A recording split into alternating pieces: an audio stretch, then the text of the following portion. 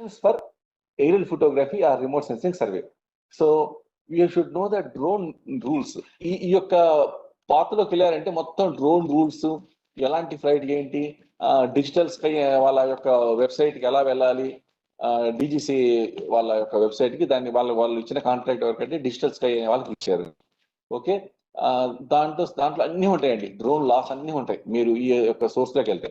So purpose of aerial photogrammetry or aerial survey, మీరు aerial photography ఎందుకు చేస్తున్నారు? Private వాళ్ళు సర్వే చేస్తున్నారా, లేకపోతే గవర్నమెంట్ మ్యాపింగ్ పర్పస్ చేస్తున్నారా, లేకపోతే బ్రిడ్జ్ కన్స్ట్రక్షన్ కా, దేనికనేది మనం ఇండికేట్ చేయాలి. లేకపోతే అగ్రికల్చర్ ల్యాండ్ పెస్టిసైడ్స్ డ్రాప్ చేయడానికా, లేదా objects to photograph with exact location, latitude, మీరు ఏ ఏరియా, ఎంత ఏరియా, ఎక్కడి నుంచి ఎన్ని ఆబ్జెక్ట్స్ ఏమేమి లొకేషన్ లో ఉన్నాయి, upper left XY, lower right XY coordinates ఇవ్వాలన్నమాట. ఆ తర్వాత స్కేల్ ఆఫ్ ఫోటోగ్రఫీ, ఏ స్కేల్లో ఫోటోగ్రఫీ తీస్తున్నారు. నార్మల్ గా మీ మ్యాపింగ్ స్కేల్ కి 14 times ఎన్లార్జ్మెంట్ లో ఉంటే దాన్ని స్కేల్ ఆఫ్ ఫోటోగ్రామెట్రీ అంటారు. సపోజ్ మీకు 1:500 స్కేల్ మ్యాప్ కావాలి, మీకు ఇప్పుడు వేస్తుంది 1:500 అనుకుంటా ఏపీ సర్వే. 1:500 కి 14 times ఎన్లార్జ్ అంటే anti enlarge 1/14 into 1/500, that is 1:7000 scale photo కావాలి. అది కూడా మనం చెప్పాలి. Next focal length of the camera, మీరు వాడే కెమెరా ఫోకల్ లెంత్ ఎంత, 16 mm. Okay, height of the flight 100 meters 120 meters, maximum permittable flying height మన యొక్క సివిలియన్స్ కి ఎవరికైనా ఫ్లై చేయాలి డ్రోన్ తో అంటే 120 meters దాకే మనకి పర్మిషన్ ఉంది. 120 meters అబోవ్ ఫ్లై చేయడానికి పర్మిషన్ లేదు.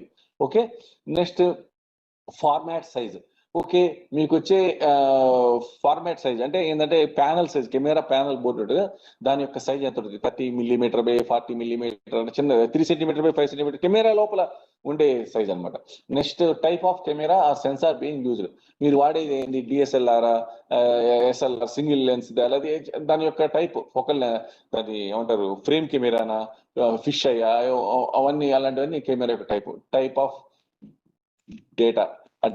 ఇటువంటి డేటా జేపీజీనా, లేకపోతే పిఎన్జీనా, టిఫ్ ఫార్మాటా. Next propose date when aerial photography or aerial photography is to be undertaken, మీరు ఎప్పుడు ఫ్లై చేద్దాం అనుకుంటున్నారు ప్రపోజల్ కూడా ఇవ్వాలి. In case the task to be carried out for state or central government, అంటే మీలాంటి వాళ్ళకి గవర్నమెంట్ ఎంప్లాయీస్ కి copy of authority from the concern government to be provided. So మీరు ఎక్కడ ఫ్లై చేస్తున్నారో గవర్నమెంట్ ఆర్డర్ ని తీసుకెళ్లి పోలీస్ స్టేషన్ లో ఇవ్వాలి, లేదా DGCA వాళ్ళకి ఇవ్వాలి. Next photography or remote sensing survey will be confined to the exact area as applied and cleared by the Ministry of Defense. So MOD ఏదైతే మనకి క్లియరెన్స్ ఇస్తుందో అంత ఏరియాని మనం అప్లై చేస్తాం. నాకు ఉప్పల్ నుంచి తార్నాక దాకా నేను చేయాలనుకుంటున్నానని కోఆర్డినేట్స్ అవి ఇచ్చారనుకోండి, ఆ కోఆర్డినేట్స్ దాటి మీరు ఫ్లై చేయకూడదు, అది క్రైమ్ అనమాట, అగెనెస్ట్ లా. దానికి అప్ టు 1 lakh rupees వరకు ఫైన్ ఉంటుందండి. లేటెస్ట్ డ్రాఫ్ట్ వచ్చింది, నేను just I will show you what is the draft. Wait, చూపిస్తానండి. No photography or survey will be undertaken in the area so specified the minister of defence. Minister of defence మీకు ఎంత permission ఇచ్చిందో అంతవరకు చేయాలి. Plus ఇంకోటి ఇదేంటంటే కొన్ని areas మనం చేయడానికి ఉండదండి, దాని ఏమంటారు, జియో ఫెన్స్ అంటారు. ఇప్పుడు సపోజ్ బేగంపేట ఎయిర్పోర్ట్ ఉంది, శంషాబాద్ ఎయిర్పోర్ట్ ఉంది, నేను అక్కడ మ్యాపింగ్ చేస్తానని చెప్పి మీరు డ్రోన్ తీసుకెళ్లారు అనుకోండి, తీసుకెళ్లి అరెస్ట్ చేస్తారు మనల్ని. ఎందుకంటే దాన్ని జియో ఫెన్స్ ఏరియా అంటారు, ఆ ఏరియాలో మనం సర్వే చేయకూడదు. సో మినిస్ట్రీ ఆఫ్ డిఫెన్స్ ఎక్కడైతే చెయ్యకూడదు అని చెప్తుందో అక్కడ చేయకూడదు. Okay, no photography should be taken. Next, the security officer of the Ministry of Defense will be positioned as the launching site of aerial photography if considered necessary.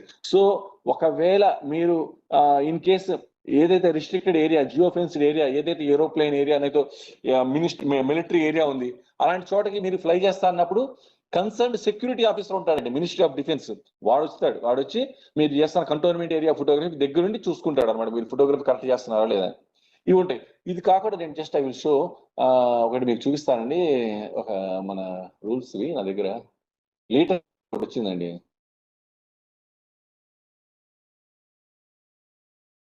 These are the rules. ఇది చూడండి, ఇప్పుడు latest గా 2020 మొన్నే వచ్చింది. ఒక download చేస్తేనే బాగుంటుందేమో, will download it.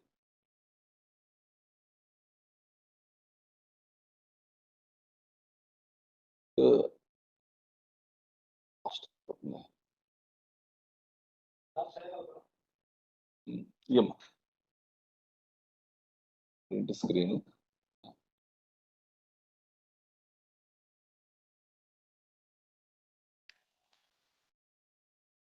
So these are the rules. నేను చదువుతానండి, మీకు కనిపిస్తుందో లేదో. ఇక్కడ లాస్ట్ లో ఒకటి ఇచ్చాడు. మీరు ఇప్పుడు కొత్తగా ఇచ్చిన డీజీసీఏ రూల్స్ లో ఈవెన్ 300 kgs నుంచి 500 kgs వెయిట్ ఉన్న ఫ్లైట్ కూడా తీసుకెళ్లొచ్చు. పర్మిషన్ ఇచ్చాడు కొత్తగా. Coverage of drones under the drone rules increased from 300 kgs to 500 kg. So 500 kg drones దాకా కూడా ఎవరైనా తీసుకెళ్తే దానికి అది కూడా రూల్స్ కింద వస్తుంది. This will cover drone taxis also. అంటే ఫ్యూచర్ లో డ్రోన్ ట్యాక్సీస్ కూడా వస్తాయని నిన్ననే వచ్చింది ఈ ఆర్డర్. ఈ ఆర్డర్ వచ్చింది నిన్ననే, draft copy, fair approved copy కాదు, గవర్నమెంట్ డ్రాఫ్ట్ కాపీనే ఇస్తుంది. ఇంకోటి ఏదైనా ఫ్లయింగ్ రాంగ్ గా చేసినా ఏదైనా అయితే 1 lakh rupees పేమెంట్ అండి. ఇక్కడ పాయింట్ నెంబర్ ఎక్కడంటే అది చెప్తానండి. ఇక్కడ క్లియర్ ఇచ్చాడు. INR పాయింట్ నెంబర్ 23 చూడండి. Maximum penalty under drone rules 2021 reduced to INR 1 lakh. అంటే ఇదివరకు ఎక్కువ ఉండేది అమౌంట్, అది ఇప్పుడు 1 లక్ష రూపాయలు చేశారు. ఏదైనా తప్పు చేస్తే ఫ్లయింగ్ రాంగ్ డైరెక్షన్ అంటే చేయాల్సిన చోట చేయకుండా వేరే చోట చేస్తే అది కాకుండా పెనాల్టీస్ ఉంటాయి. పెనాల్టీస్ అంటే ఏంటంటే సపోజ్ మీరు ఫ్లై చేశారు, అది ఎవరి మీద పడింది, రిస్క్ అయింది, అలాంటివన్నీ పెనాల్టీస్ కింద వస్తాయి కదా, వాళ్ళకి పే చేయాల్సి వస్తుంది. ఇంకోటి ఇప్పుడు కొత్తగా ఏంటంటే మీరు ఎగరేసే డ్రోన్ యొక్క జస్ట్ లైక్ మన వెహికల్ ఇంజిన్ చేసేసి నెంబర్ ఉన్నట్టుగా డ్రోన్ కూడా నెంబర్ ఉండాలి, ఆ నెంబర్ కూడా రిజిస్ట్రేషన్ అయి ఉండాలి. ఇవన్నీ కొత్త రూల్స్ లో పెట్టారు. ఓకే, ఐ థింక్ జస్ట్ ఇది ఐడియా కోసం ఇచ్చాను. సో మనం ఇప్పుడు తెలుసుకుంది ఏంటంటే ఏంటి సర్వే, అసలు మనం డ్రోన్ తో ఫ్లై చేయాలంటే ఏమేంటి మినిమం కండిషన్స్, కామన్ సెన్స్ ఏముండాలి. No take off, no permission. అంటే పర్మిషన్ లేకపోతే మనం టేక్ ఆఫ్ చేయకూడదు, అది ఇంపార్టెంట్ రూల్. ఓకేనండి. Next going to what